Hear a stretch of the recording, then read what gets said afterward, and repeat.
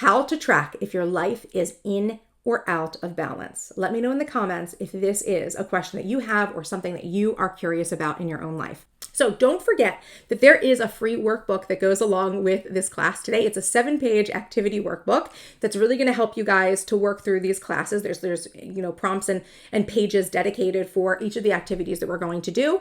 So this, like I said, this workshop isn't just about learning, it's about implementation. I want you to apply what you learn to balance your life. This is not just another video that you're going to listen to and not take action on. This isn't like a podcast episode that you're just listening to feel motivated while you do the dishes or take a walk, right? I want you guys to walk away from this class with actions to take and a plan to make it happen, right?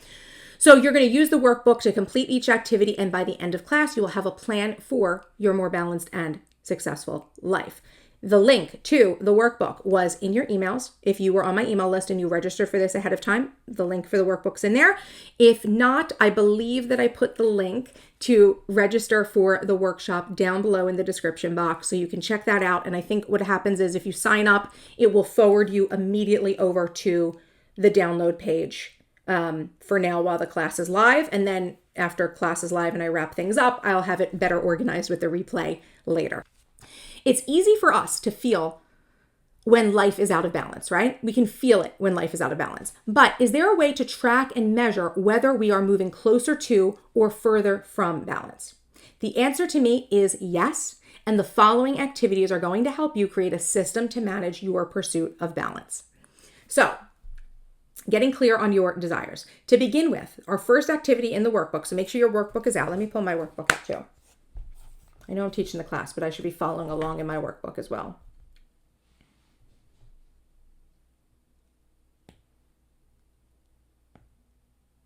There you are. I'm going to open it in my GoodNotes on my iPad.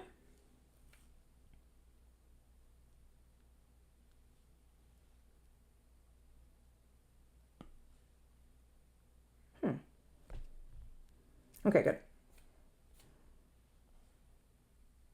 Interesting. Okay. So to begin, I want you to think about this question. If you could achieve anything in 2025, what would it be? Okay. Now I'm not asking you to look for like all of the achievements you want for the rest of your life. I want you to think about what you want to achieve in the next year. I want you to take a moment to be honest with yourself. What do you want? And do not think about what you see other people striving for or what you think you should be setting as your goals. I want you to think about what's important to you, the dreams or ambitions that you have been putting off. So grab the workbook or a notebook and write down whatever comes to mind. Do not censor yourself. There's no right or wrong answer here. This is your vision for the year ahead. And I'm going to go ahead and I'm going to put on some music, and I'm going to put on a 3-minute timer for us to keep us on track here. So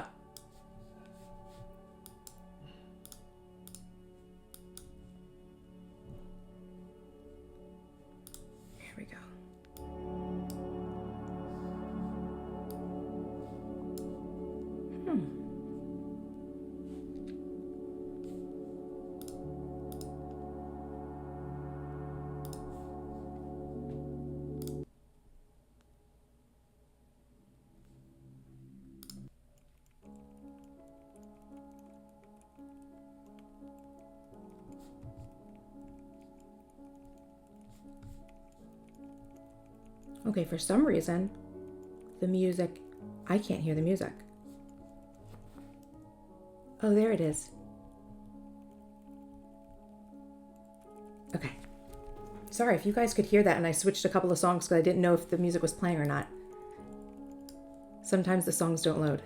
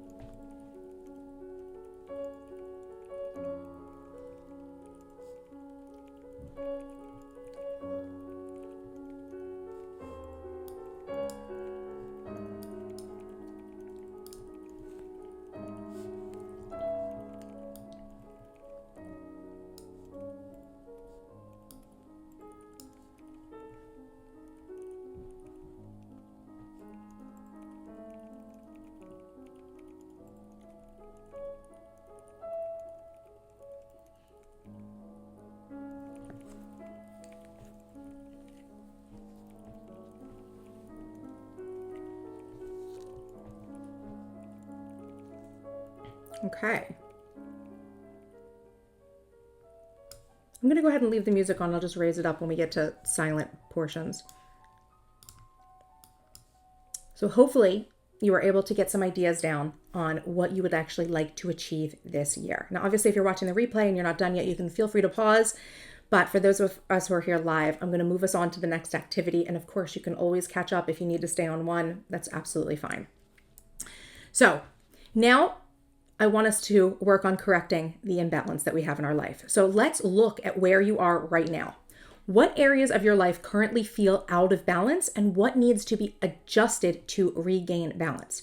Remember, I told you, balance doesn't mean spending equal time and energy on everything in your life. In fact, I usually find that just making a few small adjustments is what we need in order to make that difference in how balanced we end up feeling, right? So usually it's only a few little things that we need to start integrating or prioritizing that would actually help us to correct the imbalance, right? And again, I do believe that we already know what the imbalance is. Like we know what the things are that we feel like we should be spending more time on, but we're not. We're like, oh, because it's the thing at the end of the year, like already we just got to the end of the year. At the end of the year, you like looked back at your year and you were like, wow, I didn't do this thing that I really wanted to do, right? So what are those things that you are saying to yourself over and over that you want to prioritize, but you're struggling to prioritize? These things that are these little things that you just need to do or change or start taking action on that will actually help you bring balance.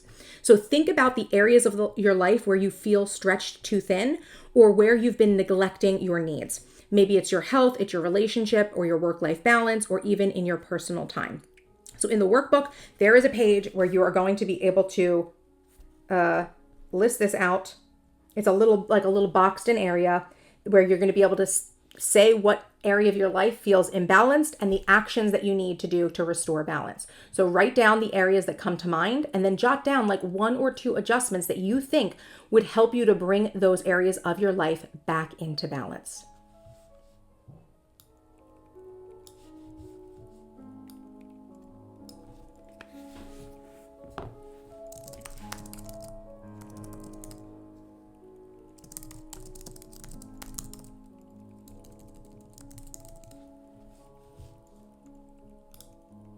I'm going to give us another 3 minutes to do this activity.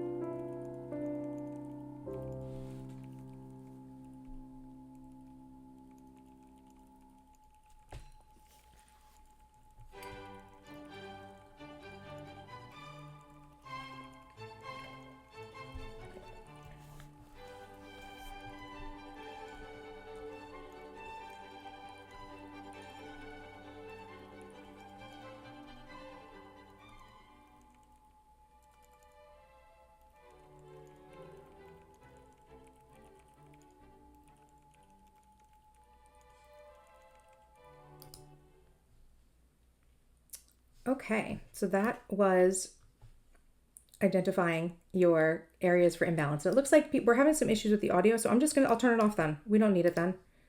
We'll just leave it off if it's having a problem. Okay, so hopefully you were able to identify some areas of your life and some activities that you know would help you to correct it. Now we're going to redefine success. So we need to redefine success now, not by society standards, but by our own. How often do we hear that phrase? Like, you have to redefine success, right? But have you ever actually sat and done it? So I want to share something really powerful for you, which are the 5 regrets of the dying. I'm not sure if you guys have ever heard about this before, but these were insights from a palliative care nurse who spent years talking to patients at the end of their lives about what they truly regretted. And here are the top 5 regrets that they reported. Number 1 was they said that I wish I'd had the courage to live a life true to myself, not the life others expected of me, right? So I feel like this one really hits home for a lot of people, especially women, that I feel like we're constantly doing things that other people expect us to do, feeling like that's going to bring us happiness and fulfillment, but clearly not, okay? The second was, I wish I hadn't worked so hard. Now, according to the nurse who wrote this list, this applied very heavily to men, but there were women who also had this happen to them as well, where they felt like they worked so hard.